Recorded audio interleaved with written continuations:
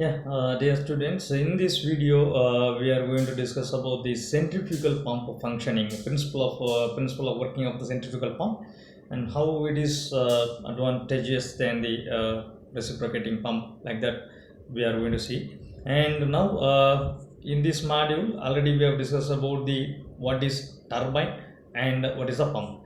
Turbine is it converts used to convert the hydraulic energy into a mechanical energy.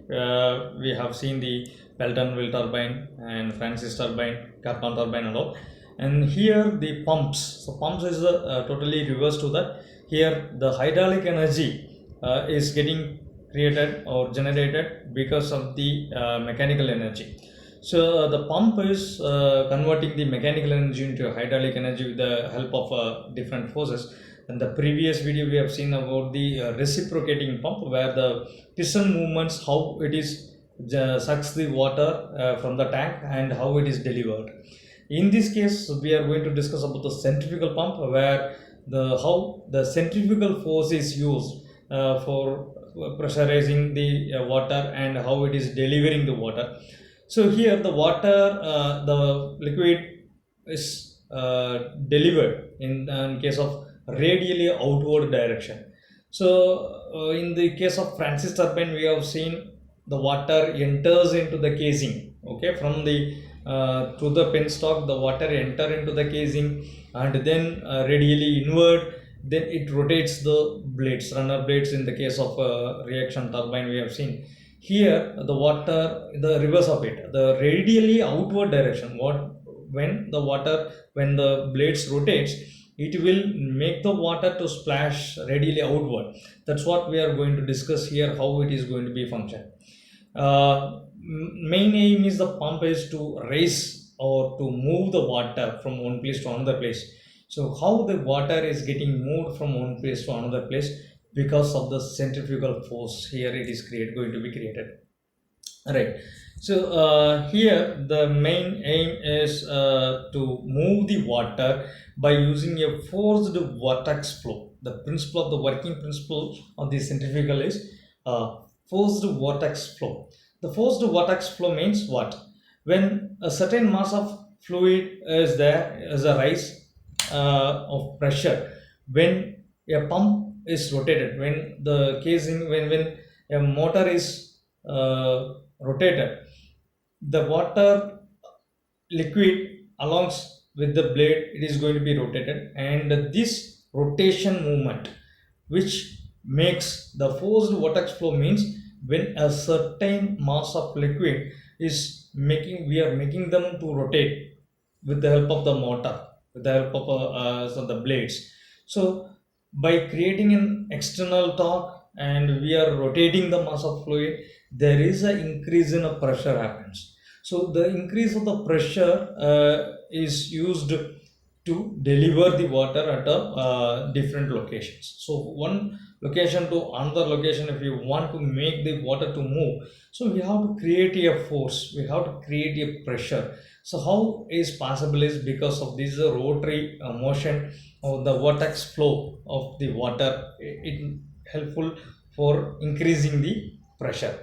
So the pressure, which is the raising the pressure, is directly proportional to the tangential velocity of the rotating fluid. When the fluid is rotating very faster, then the pressure getting increases very faster. And that's what how the liquid is lifted to a higher level. If you see, there is a sump, and sump is having a full of water. So there is a as in the case of reciprocating pump, also we are having a suction pipe and a delivery pipe. Here also we are going to use a suction pipe and a delivery pipe.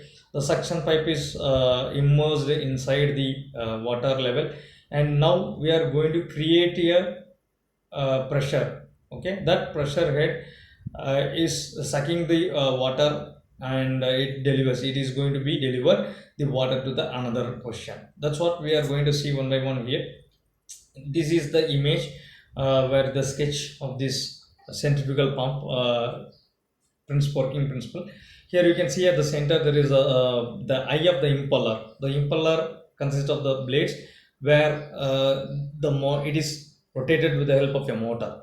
When it is rotating, it creates a vacuum inside, so that it will sucks through the suction pipe. The water is getting in sucked in, and then it is getting delivered through the delivery pipe to the overhead tank. So let me see one by one what are all the parts here and how the parts are going to be worked out here.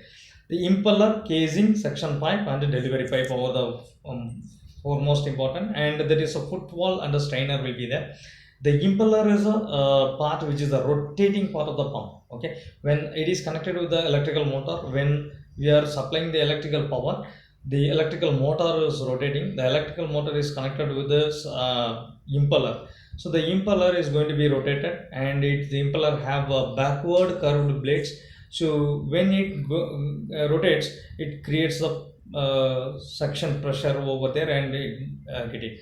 So the casing is covering the entire area of this impeller, and it surrounds the parts which which is used for the conversion of kinetic energy of water and into a pressure energy. It covers all to avoid the splashing of water and all. So it covers the entire things, and it will make the increasing the pressure over there.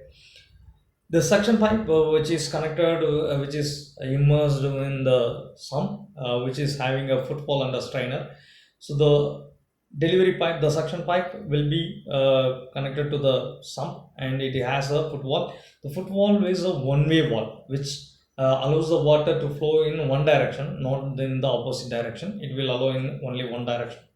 As well as it consists of a strainer where it filters the water, particles of water, any unwanted particles which is present in the water, it will filter it, and only the water, pure water, will be sending inside the casing. So the delivery pipe is one which after when the impeller rotates, the pressure is getting created, and then the delivery through the delivery pipe, the water can be bring to the required height or required place. Okay, so from the sump to overhead tank, we are having these four important components: suction pipe, the working area of the impeller, and then the delivery pipe. Now let me see the working. How it is working is, when the electrical motor starts rotating, when we are supplying the power, it rotates the impeller. So when the impeller is going to be rotated, it creates a suction, and because of the centrifugal nature, and it sucks the water through the suction pipe. The suction valve will open, and the suction water gets inside, and it rotates inside. As we say, the vortex flow will start. So it creates the velocity of water keeps on decreasing, and the pressure increases. And at the delivery, it is the delivery side, it is maximum, so that it gets delivered. And here a priming port is required because the pump has to suck the water. So there is a priming port where the entire area should be covered, that the impeller area should be covered with water, then only it can suck the water, otherwise water cannot be sucked in. So we call it as a process called priming. So the priming port, through the priming port, the water is getting fill the impeller area, so that it creates a vacuum, and then only can deliver. So this is called the priming. So priming process is very important for creation of the pressure inside. So that is the priming process. And the footwall and the strainer, it will be used for making the water to move upward, and it not allowed to do downward. Only one directional valve, it's called the footwall. Okay, so here it helps in the increasing the pressure. And the cavitation is there. When cavitation is a process where the bubbles can be created if there is a low pressure area. So there, the high impeller, the main important thing is cavitation. For factors which is affecting this cavitation is the high impeller speed and a small diameter of suction pipe and the inlet impeller. These two heavy speed, and this will cause the cavitation to for this. And this is the application of centrifugal pump. We are seeing that where it is useful. It is useful for the chemical, automobile, marine industries, and manufacturing and irrigation purpose. We are using this. So almost every field, to raise the water from one level to another level, or to move water from one point to another point.